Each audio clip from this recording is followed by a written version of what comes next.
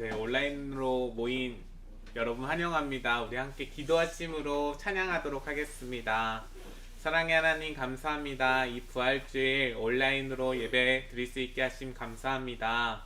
주님, 주님의 부활 기억하며 주님 우리가 찬양하기를 소망합니다. 우리의 찬양 주님께서 홀로 영광 받아주시고 우리의 찬양을 통하여서 우리의 입술의 고백이 주님께 연락되기를 소망합니다. 주님의 이름으로 예수님의 이름으로 기도합니다. 아멘. 우리 함께 축복의 통로라는 당신은 하나님의 언약 안에 있는 축복의 통로 함께 찬양하시고 주의 자비가 내려와 함께 찬양하도록 하겠습니다.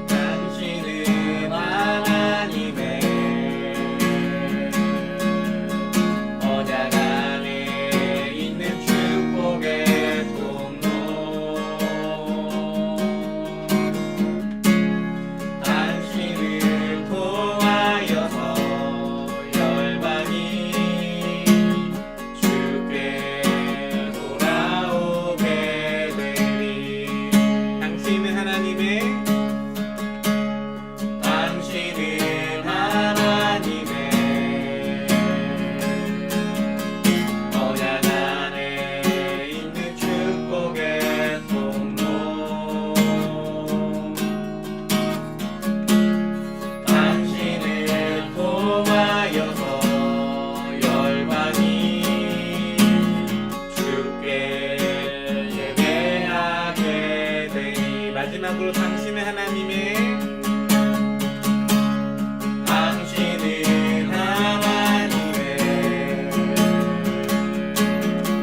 언약 안에 있는 축복의 통로 당신을 통하여서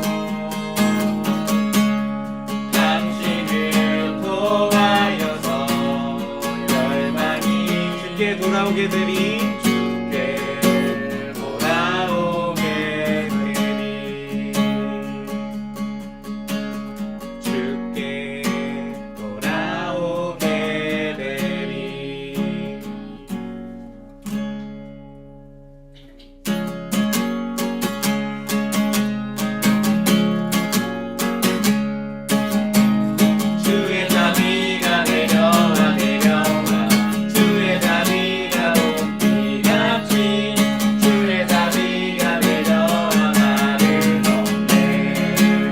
자비가 내려와 주의 자비가 내려와 내려와 주의 자비가 봄비같이 주의 자비가 내려와 나를 덮네 에호 주의 자비하심과 에호 주의 은혜로 에호 나는 영원히 춤추리 에호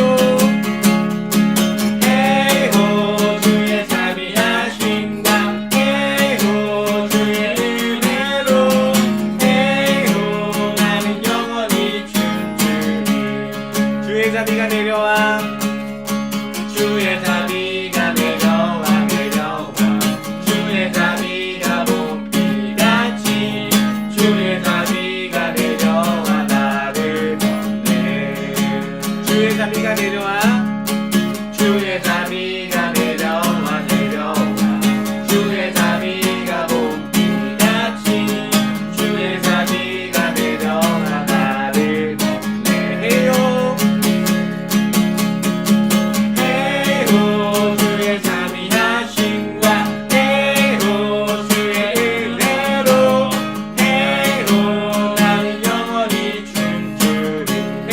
마지막으로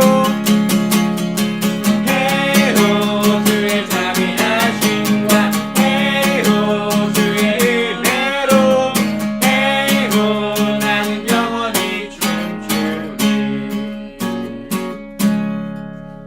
이번에는 주 하나님 독생자 예수라는 찬양 함께 찬양하도록 하겠습니다.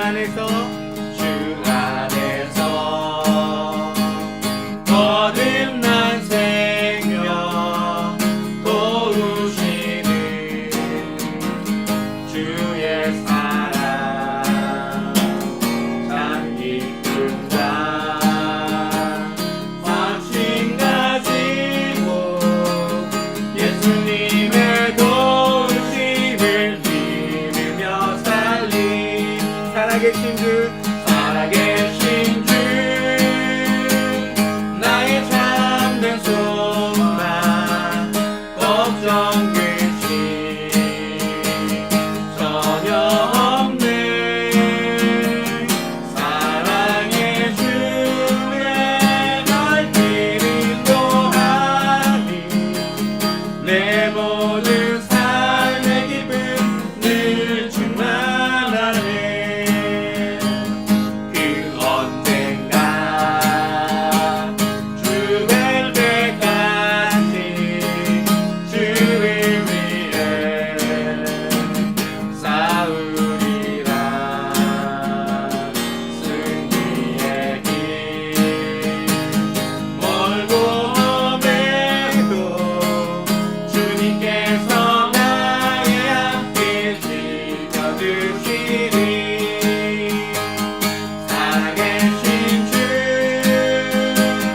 나의 참된 소망 걱정 근심 전혀 없네 사랑의 주에 날 인도하니 내 모든 삶의 기쁨 늘 충만하네 아멘. 우리 이번에는 은혜로다 함께 찬양하시도록 하겠습니다.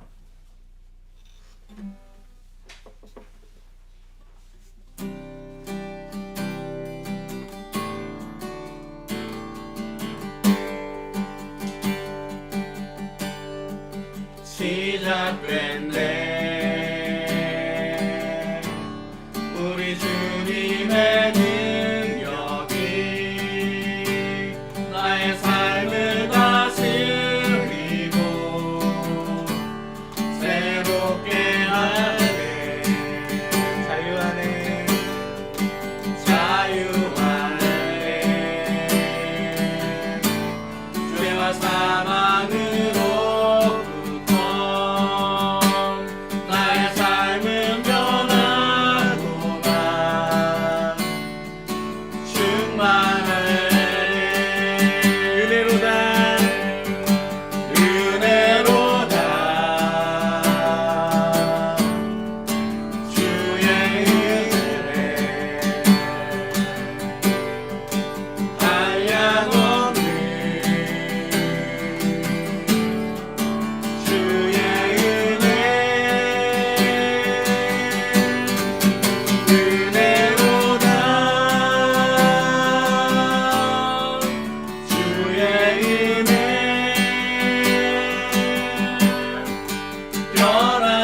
변함없는 신실하신 주의 은혜 다시 고백합니다. 시작됐네 우리 주님의 능력이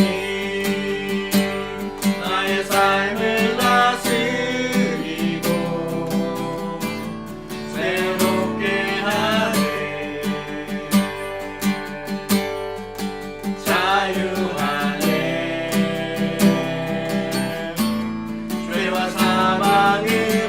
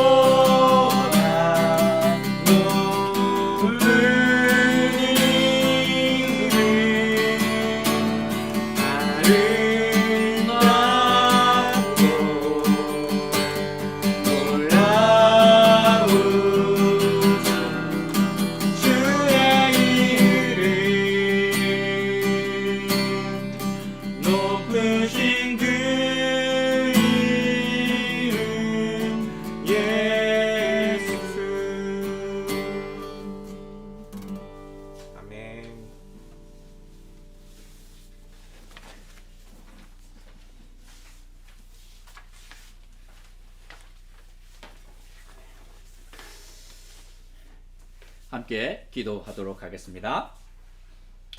자비로우신 하나님 아버지, 범사에 감사하고 항상 기뻐하는 것이 우리를 향한 하나님의 뜻이라고 말씀하셨는데 당신의 뜻을 따라 살아가기가 쉽지 않습니다. 이전만은 못하지만 우리는 여전히 함께 예배할 수 있고 일할 수 있는 직장이 있고 사랑하고 섬길 수 있는 가족이 있으며 교회가 있어서 참 감사합니다. 자고 일어나면 확진자도 늘어나고 또 생명을 잃는 자도 늘어납니다.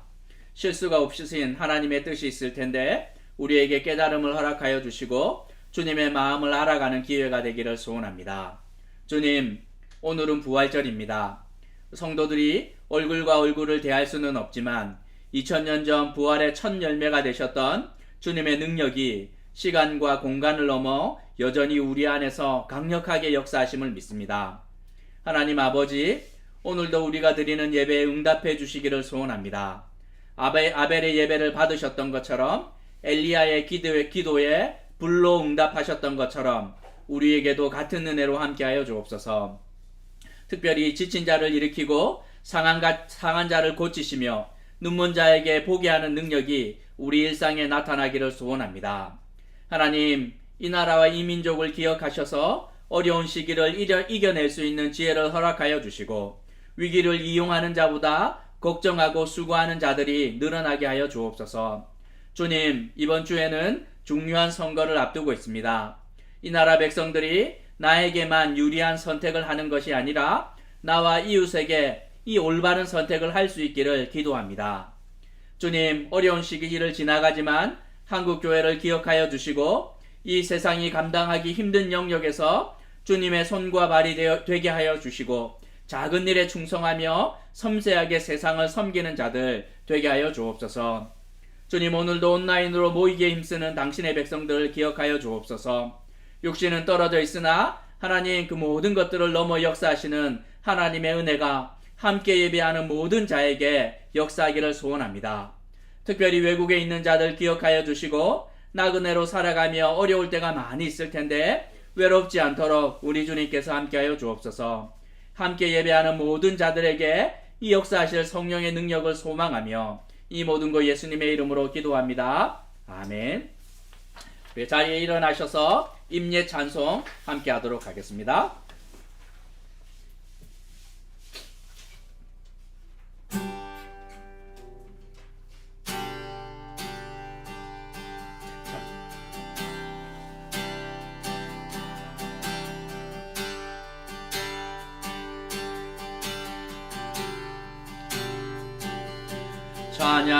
찬양하라 내 영혼아, 찬양하라 내 영혼아, 온 마음과 정성 다하여 주 찬양하라. 경배하라 내 영혼아, 경배하라 내 영혼아, 경배하라 내 영혼아, 온 마음과 정성 다하여 주 경배하라.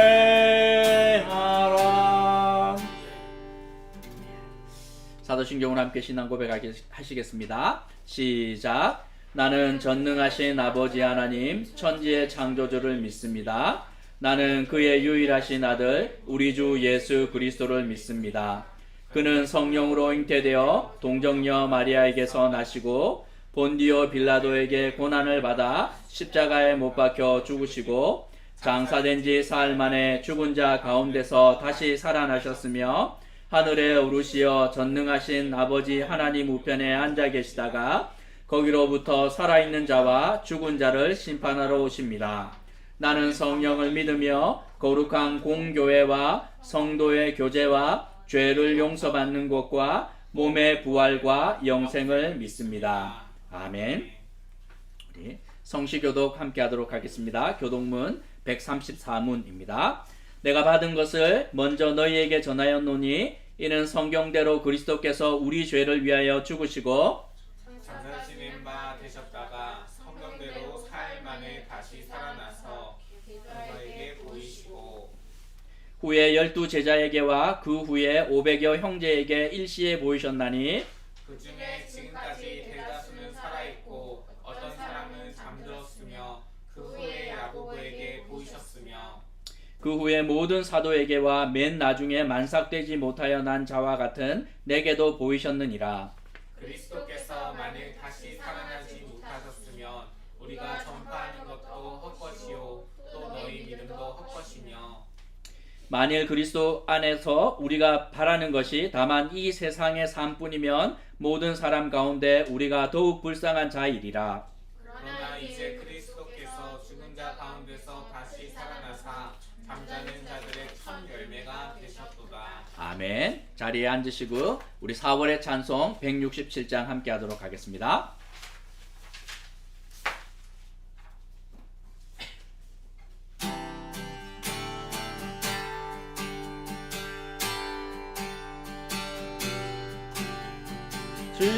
즐겁도다 이날 세세의 할말 사망 권세 깨고 하늘이 열려 죽은 자가 다시 살아나와서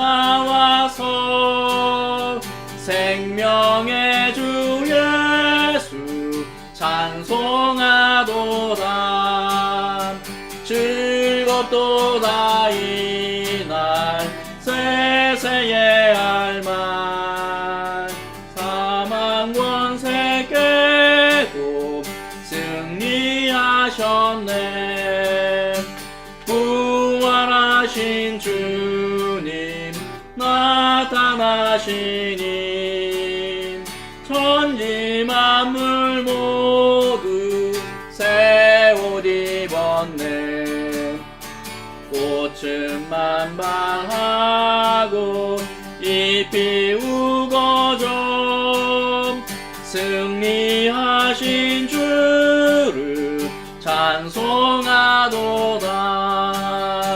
즐겁도다 이날 세세의 할말 사망 권세 깨고 승리하셨네. 생명의 주 예수 죽음 이기고 무덤 문을 열고 살아나셨네.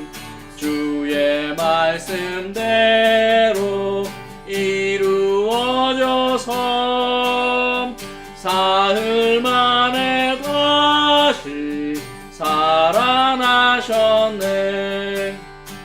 즐겁도다 이날 세세의 할말 사망 권세 깨고 승리하셨네.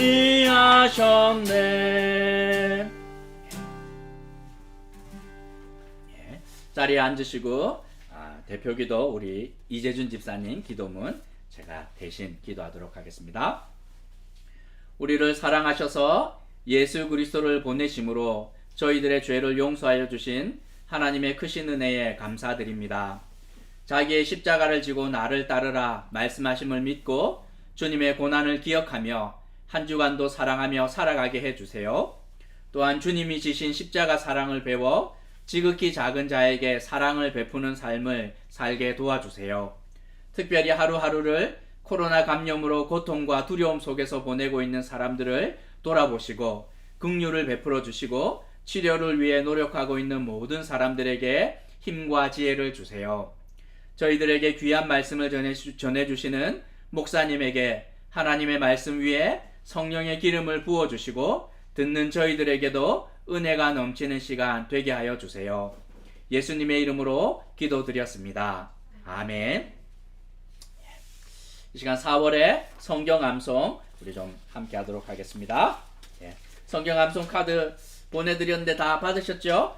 요한복음 14장 16절 17절 말씀부터 하도록 하겠습니다. 시작. 내가 아버지께 구하겠으니 그가 또 다른 보혜사를 너희에게 주사 영원토록 너희와 함께 있게 하리니 그는 진리의 영이라. 세상은 능히 그를 받지 못하나니 이는 그를 보지도 못하고 알지도 못함이라. 그러나 너희는 그를 알아니 그는 너희와 함께 거하시며 너희 노속에 계시겠음이라. 아멘. 로마서 8장 39절 말씀입니다. 시작. 높음이나 깊음이나 다른 어떤 피조물이라도 우리를 우리 주 예수 안에 있는 하나님의 사랑에서 끊을 수 없느니라. 아멘. 꼭 기억하시기 바랍니다. 어린이 설교 제목 한번 읽어볼까요? 시작. 너희도 이와 같이 하라. 아멘. 요한복음 13장 14절 말씀입니다. 시작. 내가 주와 또는 선생이 되어 너희 발을 씻었으니 너희도 서로 발을 씻어주는 것이 옳으니라. 아멘. 자, 예수님께서 돌아가시기 전에 제자들을 모아놓고 무슨 일을 하십니다. 보면 예수님은 12제자들의 주인도 되시기도 하고 선생도 되시기도 하는데 예수님이 오늘 보면 허리에 뭘 두르고 있죠? 조한 어린이 허리에 뭘 두르고 있죠? 수건입니다. 수건을 두르고 그리고 대야에 물을 떠서 이렇게 갖고 오셨는데 왜? 예수님께서 세수하시려고? 그렇지 않습니다. 자신을 위한 물이나 자신을 위한 수건이 아니었어요.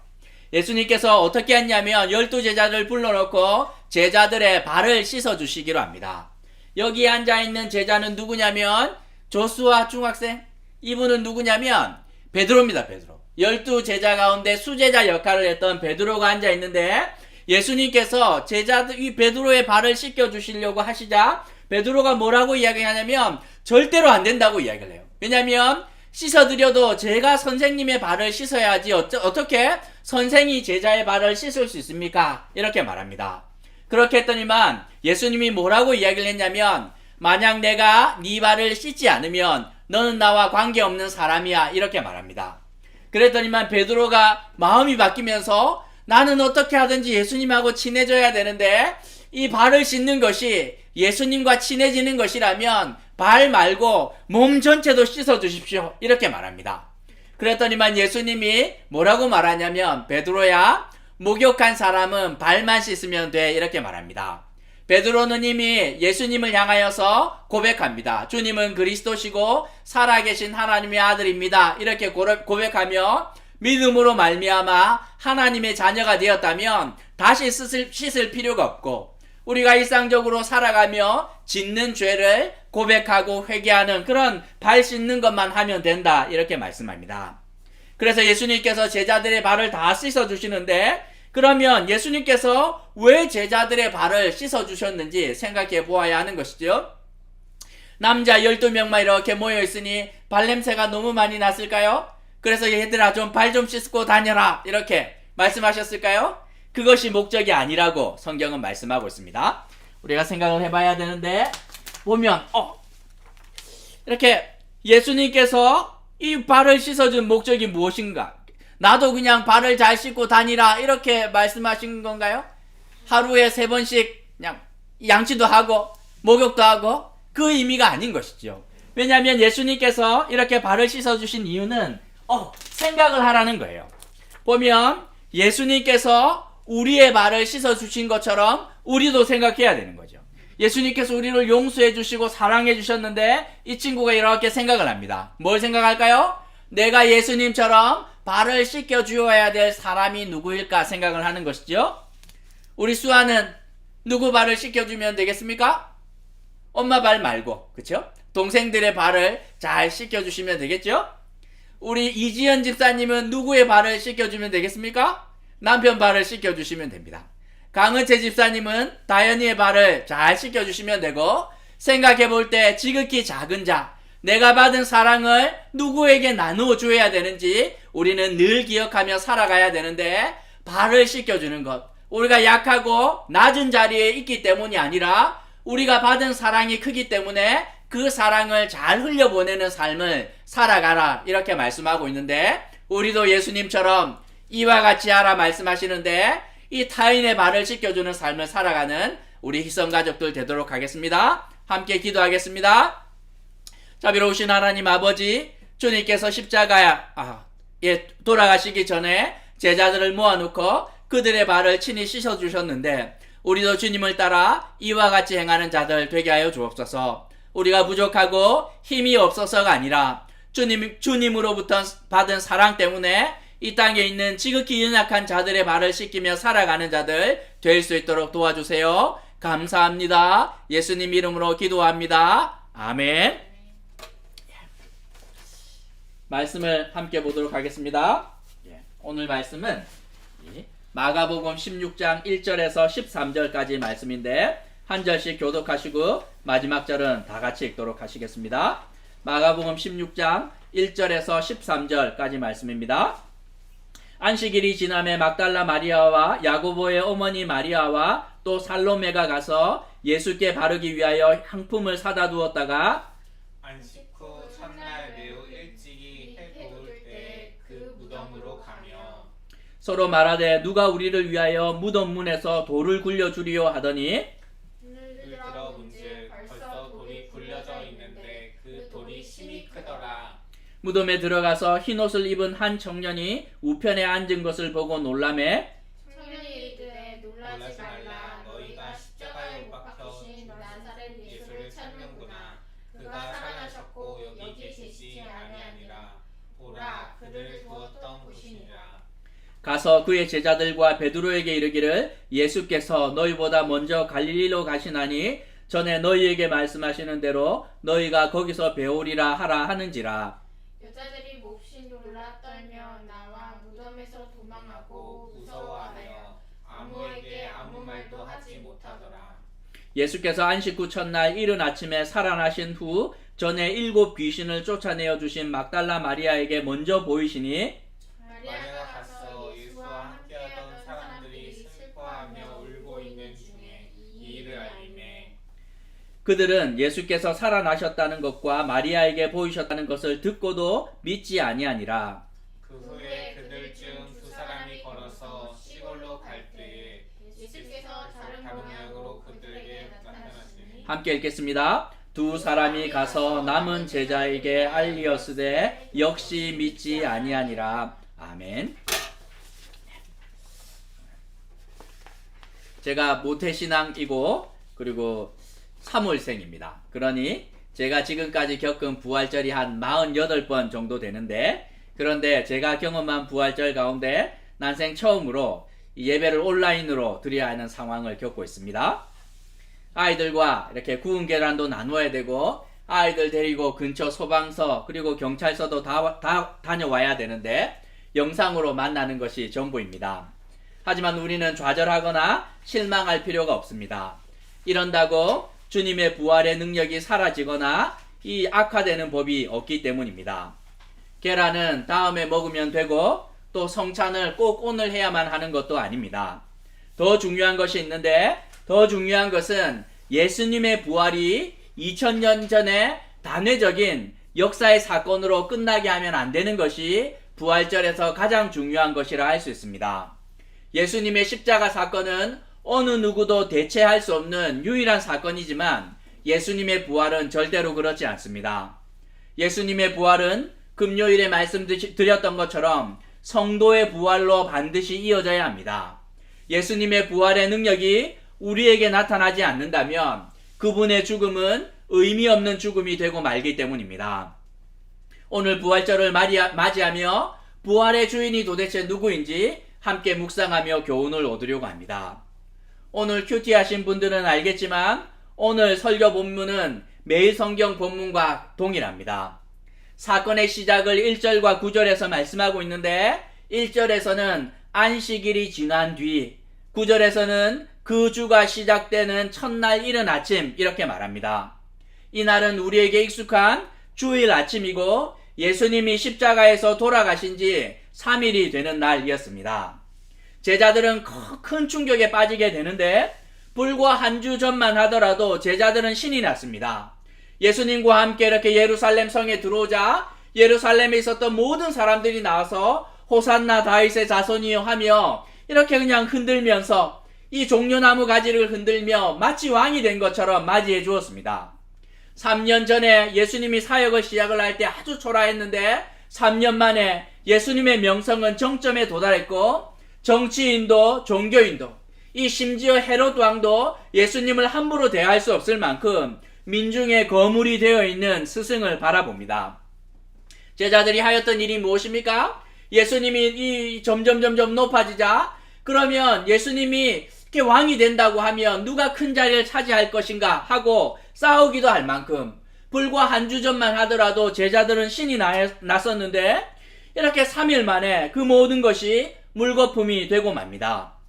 3년을 함께 하였던 제자들 중에 한 사람이 스승을 팔아버렸고 그는 이미 목숨을 끊은 상태였습니다. 자기들 자신들도 참 한심한데 예수님을 떠나지 않겠다고 호언장담했는데 11명 다 도망간 것 아닙니까? 호산나 다윗의 자손이여 외치었던 그 예수님의 은혜를 경험하고 이장 5,000명 그렇게 보리떡 5개 물고기 2마리 먹고 병고침을 받고 은혜를 경험하였던 그 모든 사람들이 예수를 죽이라고 강도를 놓아주라고 이렇게 말하고 있는 상황을 본 것이지요. 지난 3년이 후회됩니다. 이럴 줄 알았으면 내가 예수님을 따르지 않았을 텐데 결과가 이런 것이라면 내가 왜 따랐을까 하는 후회가 되지 않겠습니까? 우리도 그냥 예수님처럼 정직하게 사는 것이 아니라 저 사람들처럼 제사장이나 이 바리새인이나 이런 사람들처럼 정치적인 무언가도 좀 하고 여론몰이도 하고 후원금도 받고 이랬어야 했나 하는 그런 아쉬움과 후회가 막 몰려들면서 이 사람들이 하였던 것이 함께 모여 슬퍼하고 통곡하는 일 외에 아무것도 하지 못하는 것 우리는 확인하고 있습니다. 하지만 일선에서 예수님 가장 가까이에서 예수님과 3년을 보냈던 이 사람들이 절망 가운데 있을 때 소수의 무리 가운데 이 앞으로 나아가는 무리가 있었다고 성경은 말씀하고 있습니다. 그들은 다름 아닌 여인들이었는데 1절에서 막달라 마리아와 야고보의 어머니 마리아와 살로메가 그들이었다고 성경은 기록하고 있습니다. 성경은 놀랍게도 여인들이 부활의 증인으로 부활의 증거를 고백하고 있는데 당시 여인들은 무슨 말을 해도 법적인 효력이 하나도 없는 것이지요. 그럼에도 불구하고 성경이 다른 사람들의 말을 언급하는 것이 아니라 부활의 증인으로 세 여인을 가장 먼저 언급하는 이유가 무엇인지 생각해 보아야 합니다. 성경은 그리고 하나님은 부활에 대한 이 객관적인 증거나 법적인 효력을 갖는 그런 증언에 이 관심이 하나도 없습니다. 부활은 그런 종류의 사건이 아니기 때문인 것이지요. 예수님께서 당신의 부활과 이 죽으심과 부활에 대해서 제자들을 모아놓고 얼마나 여러 번 말씀하셨는지 모릅니다. 12명의 제자들에게 아주 자주 말씀하십니다. 이제 곧 내가 죽을 것과 누구에게 고난을 받고 며칠에 죽으며 며칠 만에 살아날 것, 그리고 그 가운데 12명 가운데 하나는 배신을 하고 그리고 베드로 너는 그냥 날 부인하고 하는 것, 그리고 3일 만에 부활할 것에 대해서 아주 여러 번 말씀합니다. 뿐만 아니라 예수님께서 내가 죽고 난 다음에 부활할 텐데 우리가 다시 모여야 되는 장소가 있는데 거기는 다른 곳이 아니고 갈릴리야, 너희들이 다 그리로 와야 돼 하고 예수님께서 몇 번이고 말씀하셨는데 예수님의 가장 가까이 있었던 제자들은 정작 부활의 주인으로 등장하지 못하고 있습니다. 그러면 누가 부활의 주인입니까? 여인들이 부활의 주인이 되었다고 성경은 말씀하고 있습니다. 1선에서 예수님과 가장 가까이 있었던 12명의 제자들이 아니라 2선 혹은 3선에서 예수님을 경험하고 그리고 이 뒤에서 예수님을 그냥 몰래 섬겼던 여인들이 부활의 주인이라고 성경은 말씀하고 있습니다. 특별히 이 3명의 여인 가운데 9절에서 보면 막달라 마리아를 주목하고 있습니다. 막달라 마리아 하면 별명이 하나 있었는데 예수님께서 전에 7 귀신을 쫓아준 여인이라고 성경은 설명하고 있습니다. 아마 정서적으로 많은 어려움을 겪고 있었던 것 같고 이 의학적으로 해결이 되지 않았는데 예수님을 만나서 그 모든 이 아픔과 어려움들을 회복한 여인이 막달라 마리아였던 것 같습니다. 야고보의 어머니 마리아는 예수님의 이모입니다. 이모. 그리고 살로메는 누구냐면 예수님의 12제자 가운데 야고보와 요한의 어머니가 바로 살로메였던 것이죠.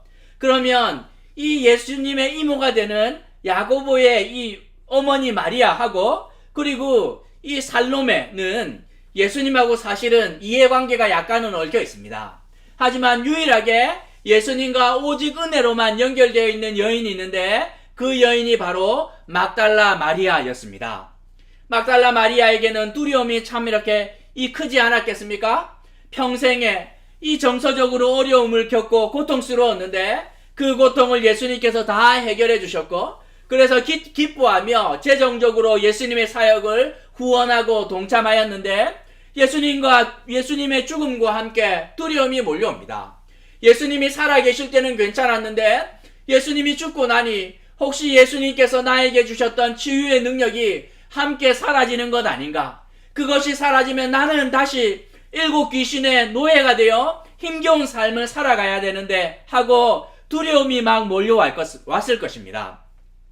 그럼에도 불구하고 막달라 마리아는 그 가장 먼저 그 두려움 가운데서도 예수님의 무덤으로 나아갑니다. 왜? 그 여인들에게 있었던 믿음이 아주 크고 담대하고 대단한 믿음이었기 때문이 아닙니다. 3절에서 보면 그들은 그냥 고민 가운데 앞으로 나아가고 있습니다. 확신으로 나아가는 것이 아니라 아무런 대책도 없이 여인들이 걸어가면서 서로 이야기하는데 무덤 앞에 커다란 돌멩이가 있을 텐데 우리 여인 셋으로는 움직일 수도 없을 텐데 누가 이것을 굴려줄까? 아무런 대책도 없이 가고 있는 것이지요. 그리고 손에는 무엇이 있었냐면 1절에서 향품이 있었다 이렇게 말합니다. 이스라엘에는 이집트처럼 이 사람의 시신을 미라로 만드는 전통이 없었고 그리고 시신을 손에 댄다는 것은 지극히 부정한 일로 여겨졌음에도 불구하고 이 여인들은 금기를 넘어 아무런 대책도 없이 향품을 들고 갑니다. 이유는 하나인데 더운 날씨에 예수님의 육신이 썩어서 냄새 날 텐데 그것이라도 어떻게 향품을 발라볼까? 누군가가 이렇게 돌문을 막고 있으면 이것을 어떻게 할지 모르겠지만 일단 한번 가보자 하고 뭐라도 하기 위해 세 여인이 새벽에 길을 나서게 되는 것이지요. 예수님을 가장 가까이서 따랐던 자들 가운데 10절에서 보면 함께 모여 슬피 울며 통곡하는 자들도 있었고 12절에서 보면 절망 가운데 이미 고향으로 떠난 자들도 있었는데 여인들은 그렇지 않았습니다. 놀랍게도 그 여인들이 이 믿음의 발걸음을 옮겼는데 그 발걸음은 기적의 자리에 다다르게 됩니다. 여인들은 사실 예수님의 무덤이 어딘지도 모릅니다. 그냥 대충 어디에 묻혔다는 이야기를 듣고 무작정 찾아갔는데 4절에서 이미 무덤 문이 열려 있었고 5절에서 보면 친절하게도 흰 옷을 입은 청년이 기다리고 있습니다. 천사지요, 천사? 왜 그랬겠습니까? 여인들의 방문을 이미 알고 있었기 때문에 보면 천사가 기다리고 있습니다. 6절에서 천사는 놀라지 않고 여인들에게 안내하며 설명합니다. 놀라지 마십시오. 십자가에 못 박힌 예수님은 여기 계시지 않는데 로마 군인이 시신을 훔쳐간 것이 아니라 다시 살아나셨습니다. 사망 권세를 깨고 그분이 살아계실 때 친히 말씀하셨던 그 말씀대로 다시 살아나셨습니다. 그리고 들어오셔서 예수님을 눕혔던 이 자리를 한번 보십시오 하고 친히 그 여인들에게 안내를 하는 것이지요. 여인들이 와서 예수님이 누워 계셨던 그 자리를 확인하고 빈 무덤을 확인하자 7절에서 천사들이 여인이 해야 하는 일들이 무엇인지 명령하고 있습니다. 자, 이제 가서 이 슬픔에 빠져있는 제자들과 특별히 베드로에게 전해주십시오. 그리고 갈릴리에서 부활하신 그분을 다시 보게 될 것이라고 다시 한번 확인시켜 주십시오 하고 천사는 이 여인들에게 해야 될 일이 무엇인지 알려줍니다. 얼마나 놀랐겠습니까? 8절에서 보면 놀라 떨었다 이렇게 말씀하고 있는데 그럼에도 불구하고 여인들은 천사의 말에 순종합니다. 10절에서 보면 슬피 울며 통곡하고 있는 제자들에게 찾아가 천사로부터 이 귀로 들었던 그 부활의 소식을 전해주게 되는 것이지요.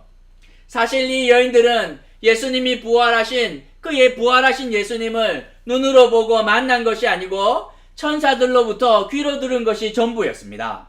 그런데도 불구하고 이 부활을 확신하며 제자들에게 전해주었고, 베드로가 가장 먼저 이 여인들과 함께 무덤을 확인하러 옵니다. 아마 함께 오다가 무덤이 가까워지고 무덤 문이 열려있는 것을 보자 여인들을 남겨두고 베드로는 아마 빨리 달려간 것 같습니다. 그리고 베드로가 들어가서 비어있는 무덤을 이렇게 확인하는 그 순간 예수님께서 나타나는데, 누구에게? 무덤을 뒤지고 있는 베드로에게 나타난 것이 아니라 누구에게? 베드로 뒤에서 따라오고 있는, 늦은 걸음으로 따라오고 있는 여인들에게 나타나는데, 요한복음은 분명하게 막달라 마리아에게 가장 먼저 보여주셨다, 이렇게 말씀하고 있습니다. 마리아의 이름을 불러주셨고 예수님의 부활하신 그 모습을 가장 먼저 막달라 마리아에게 확인시켜주고 있습니다. 성경은 3명의 여인에 이어서 이번에는 12제자의 무리 가운데 들지 못하였던 이선에서 예수님을 따랐던 이름 모를 그 제자들을 설명하고 있습니다. 성경을 보면 이 베드로나 야고보와 요한의 이름은 얼마나 자주 등장하는지 모르지만 이 엠마오로 가던, 시골로 가던 두 제자의 이름은 2명 중에 1명만 언급하고 있는데 글로바입니다. 글로바. 그것도 한 번밖에 언급되지 않는데, 보면 이 2명의 제자들은, 이 12명의 제자들이 함께 모여 슬피 울며 통곡하고 있는 순간 거기에 들지도 못하고 우리는 이제 망했구나 하고 어떻게 하나 하고 고향으로 돌아가고 있는 절망 가운데 있었던 사람들입니다.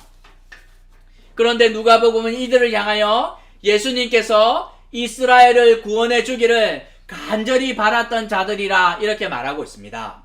예수님을 따라다니면서 높은 자리를 탐하거나 재산이 늘어나기를 기대하거나 하지 않고 순수한 믿음으로 예수님만이 이스라엘의 유일한 구원이 되기를 바라는 그 순수한 믿음을 가진 자들이었는데, 이들의 생각과 믿음으로는 예수님의 부활을 받아들이고 이해하기가 너무 힘들었고 그들은 절망 가운데 고향으로 돌아가는 자들이었습니다.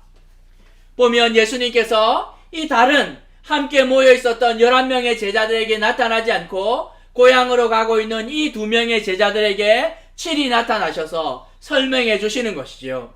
내가 그 부활한 예수야 하고 못 알아보겠니 말씀하시는 것이 아니라 그들에게 하나님의 말씀을 풀어주게 되는데, 구약으로부터 이어져 왔던 하나님의 그 구원 계획이 무엇인지 그 커다란 그림을 보여주시면서 그들의 믿음의 눈을 열어주십니다.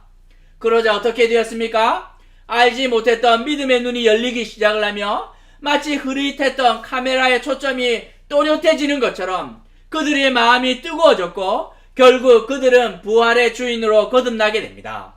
고향으로 돌아가며 이제 제자의 삶을 접으러 가였던 그들이 어떻게 엠마오로 가던 길에서 다시 방향을 돌려 예루살렘으로, 그리고 예수님과 가장 가까이 있으면서 이 부활의 주인이 되지 못하였던 슬피 울며 통곡하고 있는 제자들에게로 달려가고 있습니다.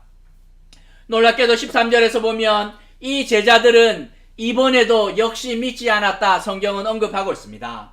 여인들이 와서 전하여 주었고 베드로가 가서 확인하고 다시 전하여 주었고 이 엠마오로 가던 제자들이 전하여 주었지만 이들은 여전히 믿지 않았다 성경은 언급하고 있습니다.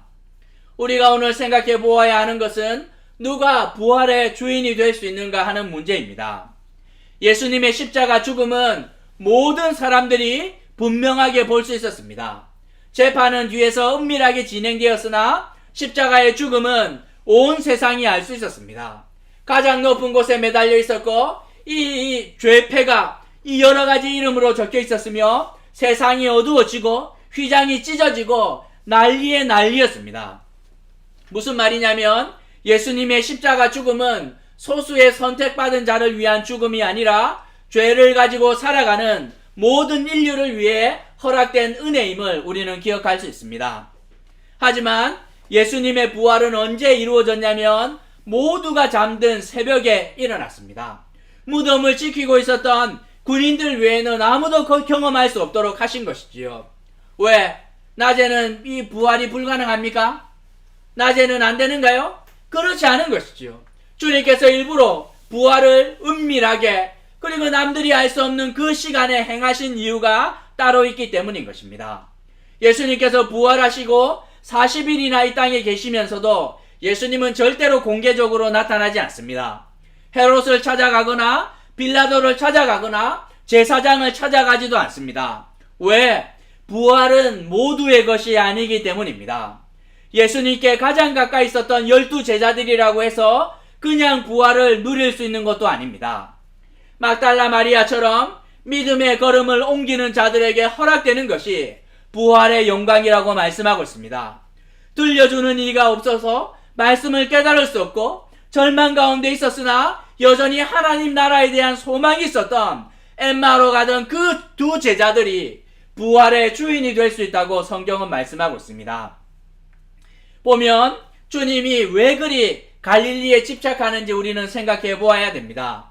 부활하시고 난 다음에 당당하게 로마에서 보자. 세계의 중심인 거기에서 내가 부활의 영광과 능력이 어떠한지 알려줄 테니 배 타고 다 와서 거기서 한번 모이자 할 수 있는데도 예수님께서는 갈릴리, 이방인의 도시이고 초라한 그 갈릴리로 이 제자들을 초대하고 있습니다. 왜 그러냐면 이사야 9장 1절 말씀의 성취인데 이사야 9장 1절에서는 전에 고통받는 자들에게 흑암이 없으리로다. 옛적에는 여호와께서 스불론 땅과 납달리 땅이 멸시를 당하게 하셨더니 후에는 해변길과 요단 저쪽 이방의 갈릴리를 영화롭게 하셨느니라 말씀하고 있습니다. 구약시대에 살아갔던 그 이사야가 말씀하였던 것처럼 남들이 볼 때 이방 땅이고 소외되고 연약해 보이는 그 땅일지 모르겠지만 예수님께서 부활함과 동시에 그들을 덮었던 흑암이 사라지는 그런 일들이 일어날 텐데 부활은 그런 성격의 것이라고 말씀하고 있습니다. 세상에서 높은 자리에서 기득권을 가지고 있는 자들에게 허락된 것이 아니라 7 귀신 걸려서 참 초라하고 보잘것없는 사람들, 1선에 서지도 못하고 2선 말미에 있었던 그 두 제자들처럼 연약해 보이고 부족해 보이는지 모르겠지만 그들에게 꼭 필요한 것이 부활일진데 그들을 향하여 허락되는 것이, 믿음이 있다면 그들에게 허락되는 것이 부활의 영광이라고 성경은 말씀하고 있습니다. 제가 생각을 할 때 예수님께서 베드로와 야고보, 요한 먼저 만나주시지 않은 이유가 그들이 예수님을 부인하고 그렇게 떠났기 때문에 괘씸해서가 절대로 아닙니다. 만약 우리에게 이 코로나를 치유할 수 있는 신약이 개발되었다 하면 누구에게 가장 먼저 적용하겠습니까? 이 가장 위급한 사람들에게 먼저 적용되어야 될 텐데 아마 그래서 막달라 마리아와 엠마오로 가던 이 두 제자를 주님께서 먼저 만나주신 것이 아닌가 생각을 합니다. 막달라 마리아는 극한 공포 가운데 있었을 것이라 추측할 수 있습니다. 예수님의 죽음과 함께 다시 7 귀신이 오면 어떡하나, 그리고 어쩌면 엠마오 마을로 가던 이 두 제자는 그 순간 예수님이 만나주지 않았으면 믿음의 그 끈자락이 끊어질 수밖에 없는 연약한 상태에 있었을 텐데 그들을 찾아가셔서 부활의 영광과 능력이 어떠한 것인지 가장 먼저 확인시켜준 것이 아닌가 생각하고 있습니다. 예수님께서는 결국 우리가 아는 것처럼 갈릴리에서 다 만납니다. 그리고 갈릴리에서 만나고 난 다음에 갈릴리에서 승천하시는 것이지요. 33년 전에 아무도 모르게 베들레헴 마구간으로 입국하셨다가 오직 당신의 백성들만 보는 앞에서 갈릴리에서 이렇게 출국하십니다. 우리는 부활절을 지나며 모두가 부활의 주인으로 거듭나야 합니다. 부활을 듣고도 믿지 않는 어리석음을 범하면 안 된다는 말이겠지요. 절망과 통곡의 자리라 할지라도 이 여인들처럼 겨자씨만한 믿음을 붙들고 새벽을 깨우며 주님 앞으로 나아가야 한다 성경은 말씀하고 있습니다. 문둥이 시몬, 이게 거지 나사로 이런 것처럼 별명이 붙어 다니지 않습니까? 나아만 장군은 문둥병 나아만 장군 이렇게 되는데 막달라 마리아도 보면 꼬리표가 평생 붙어 다닙니다. 2000년이 지났는데도 막달라 마리아는 7 귀신 들렸던 여인이라는 꼴표가 평생부터 다니지요. 하지만 그런 이 참 어떻게 보면 수치스러운 이 모든 이름들이 영광스러운 이름으로 바뀌어 있습니다. 부활의 주인으로 막달라 마리아는 기억되고 있습니다. 부활절이 지난 두 번째 주일을 동방 종교에서는 회개한 여자의 주일로 지키고 있는데 막달라 마리아를 기념하는 주일입니다. 영국의 유명한 대학인 옥스포드 대학이나 캠브리지 대학에 가면 거기에 이제 영광스러운 이름을 가진 칼리지들이 있습니다. 지저스 칼리지, 그 다음에 뭐 이렇게 크라이스트 칼리지, 이렇게 영광스러운 이름이 많은데 그 이름 가운데 하나가 모들린 칼리지가 있어요.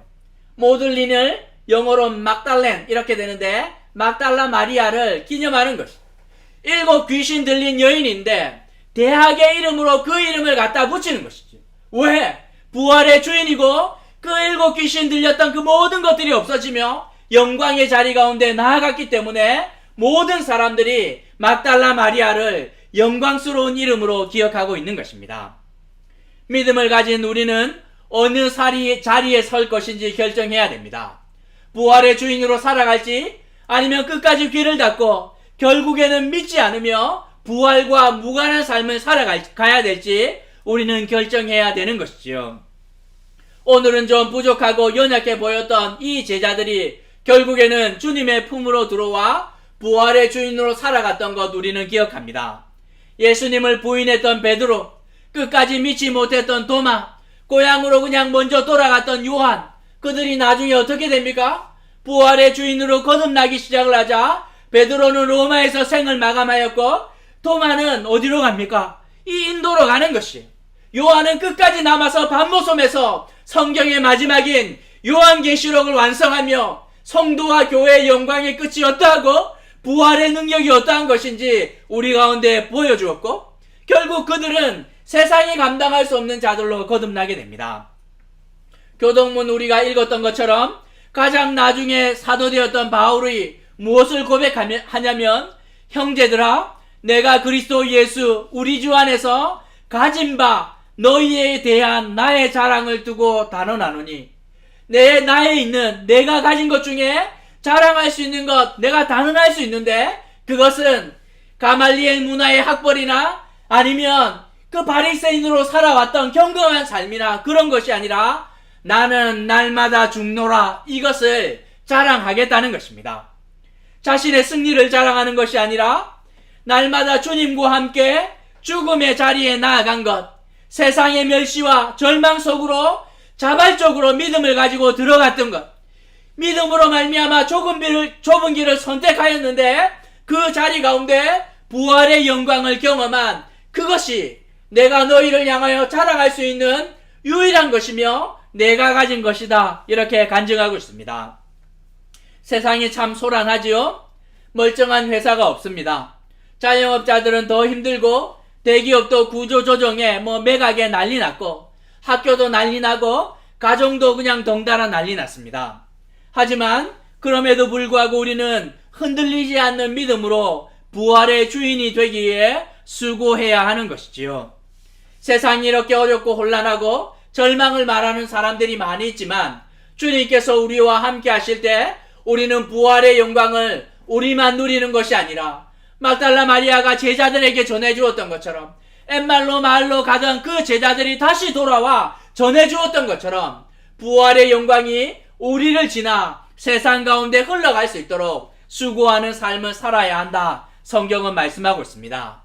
때로는 그 길이 가시밭길이고 거칠고 험하다 할지라도 결국에 반드시 나타나게 되는 부활의 영광과 능력이 우리 가운데 있음을 믿고 살아가겠습니다 고백하며 그냥 좁은 길로 걸어가기 시작을 할 때 우리 역시 막달라 마리아처럼 이 시작은 초라하고 이 미미했을지 모르겠지만 모두가 영광스러운 이름으로 기억하는 부활의 주인으로 살아갈 수 있을 것이라 말씀하고 있는데 이 약속의 자리 가운데로 함께 나아가게 되는 희성가족 되시길 주님의 이름으로 도전하는 것입니다. 우리 말씀 생각하시면서 좀 기도할까요? 예수님의 부활은 반드시 우리의 부활로 이어져야 합니다. 막달라 마리아처럼 엠마오로 가던 두 제자처럼 우리도 부활의 주인이 될 수 있습니다. 절망 가운데 통곡하지 않고 귀를 열어 주님의 말씀을 듣고 일어나 믿음의 걸음으로 전진하는 자들 될 수 있도록 바울처럼 날마다 죽노라 고백하며 죽음의 자리에 나아가지만 그곳에서 부활의 영광과 능력을 매 순간 경험하는 자들 될 수 있도록 그리고 그 부활의 영광과 능력을 나만 소유하지 않고 연약한 세상 가운데 잘 흘려보내는 자들 될 수 있도록 말씀 생각하시면서 함께 기도하시겠습니다. 함께 기도하십시다.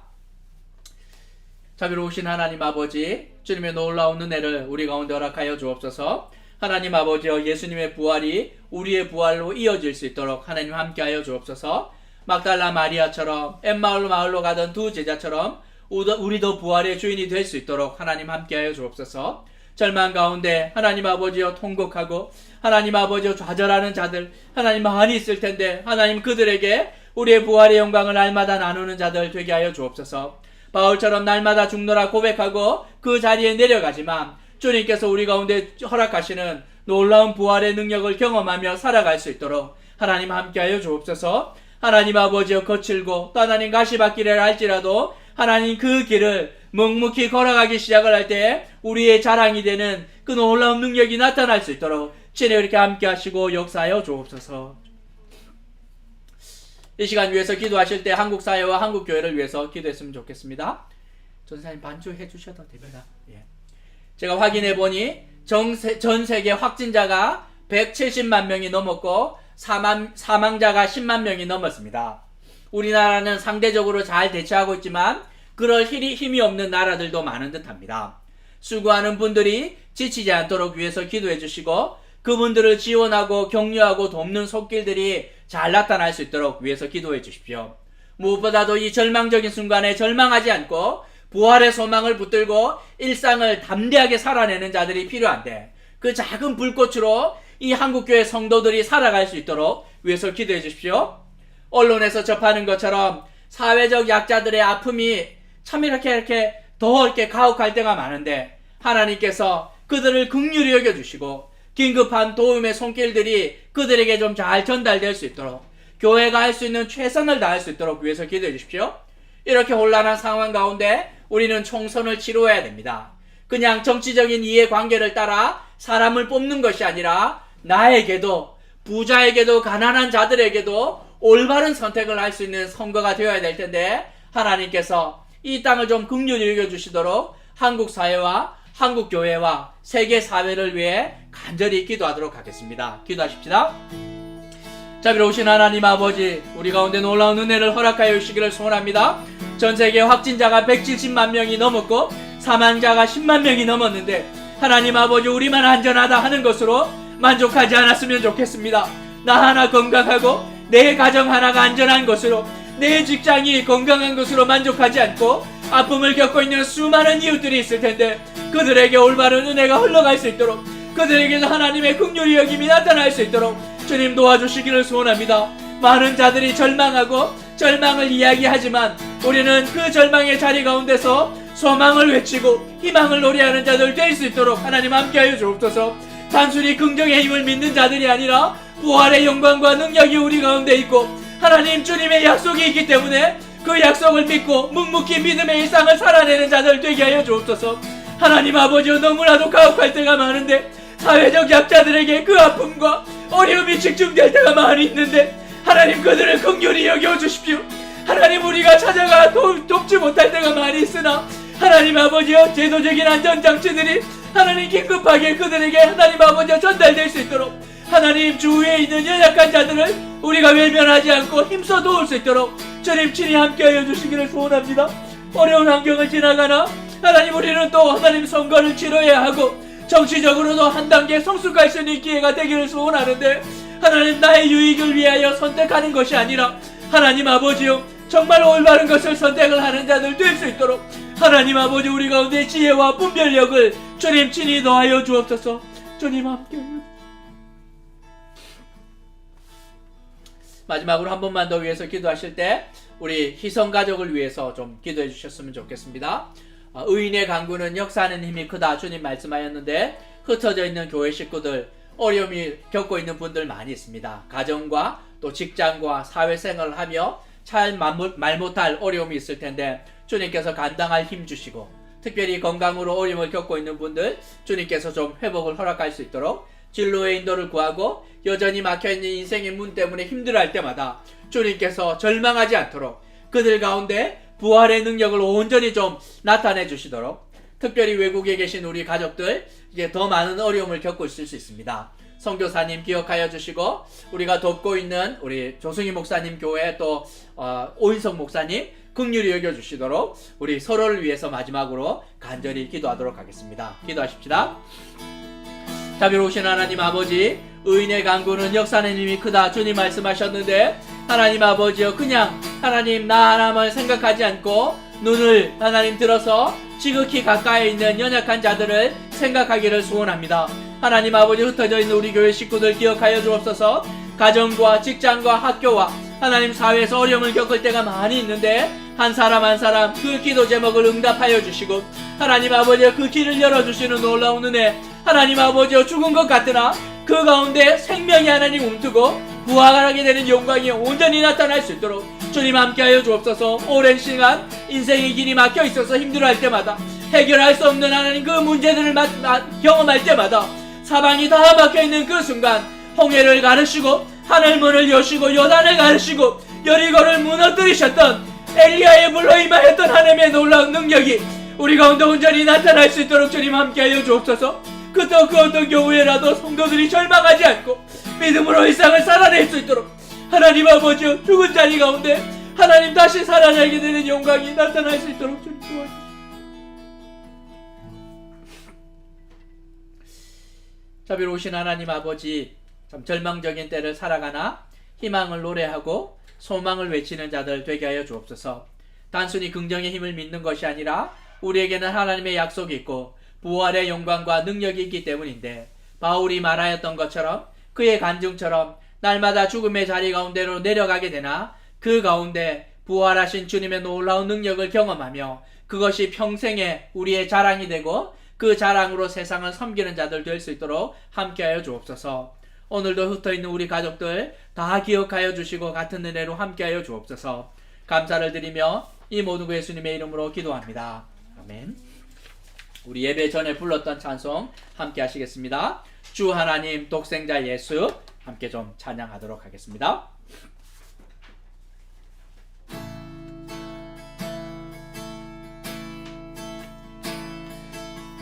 주 하나님 독생자 예수, 날 위하여 오시었네. 내 모든 죄 다 사하시고 죽음에서 부활하신 나의 구세주, 살아계신 주, 나의 참된 소망, 걱정 근심 전혀 없네. 사랑의 주 내 갈 길 인도하니 내 모든 삶의 기쁨 늘 충만하네. 그 안에서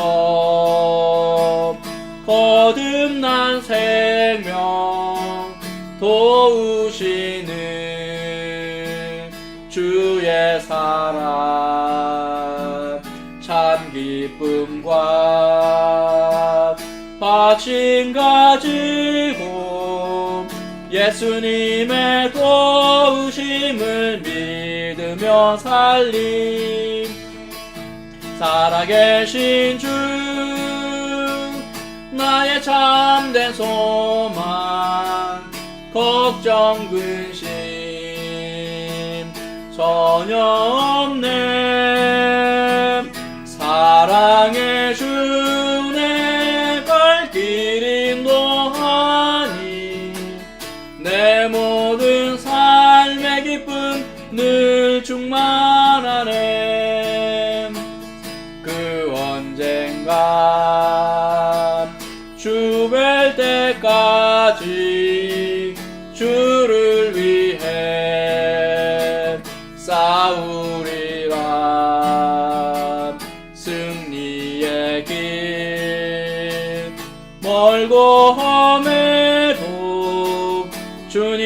위에서 나의 앞길 지켜주시니 살아계신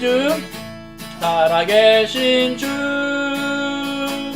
나의 참된 소망 걱정 근심 전혀 없네 사랑의 주내 갈 길 인도하니 내 모든 삶의 기쁨 늘 충만하네. 제가 축도하겠습니다. 지금은 우리 구주 예수 그리스도의 크신 은혜와 하나님 아버지의 극진하신 사랑하심과 성령 하나님의 교통하심이 절망 가운데 일어나 부활의 주인으로 살아가기를 결심하는 희성가족들 머리 위에와 이들의 생업 위에 지금부터 영원까지 함께 있을지어다. 아멘. 광고하도록 하겠습니다.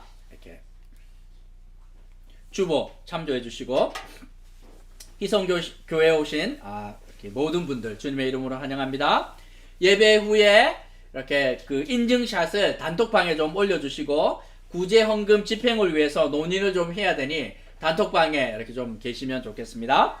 예. 지난주에 줌으로 한번 해봤더니만 이게 이렇게 얼굴을 봐서 좋기는 한데 너무 이렇게 혼란스러운 것 같아서 우리가 오늘은 단톡방에서 만나서 교제하도록 하겠습니다. 오늘 수요일입니다. 4월 15일 총선이 있습니다. 모두가 기도 열심히 하시고 이렇게 유익한 선택보다는 올바른 선택할 수 있도록 모두가 투표에 동참해 주시기를 바랍니다. 부활절 헌금 혹시 하시는 분들 계신다면 부활절 지목 헌금으로 또 꼭 표기해 주셔서 저희가 이제 목적을 따라 집행할 수 있도록 좀 이렇게 배려해 주시면 감사하겠습니다. 성경 읽기는 매일 성경의 성경 일독 순서를 따라 진행하시면 되고 주중 개인 경건 힘써 주시고 기도 제목을 참조하시고 함께 기도해 주시기 바랍니다. 개인적인 어려움을 겪고 계신 분들은 언제든지 괜찮으니 사역자들에게 신방 및 기도 요청해 주시면 감사하겠습니다. 코로나19로 인해 당분간 주일 예배는 영상으로 진행하게 될 텐데 바라기는 4월 말쯤에는 얼굴과 얼굴을 좀 대면하여 보기를 기대하고 있는데 함께 기도해 주시기 바랍니다. 주보에 혹시 모르는 분들 위해서 헌금 계좌, 교회 계좌 이렇게 표기해 두었으니 이렇게 참조하시면 되겠습니다.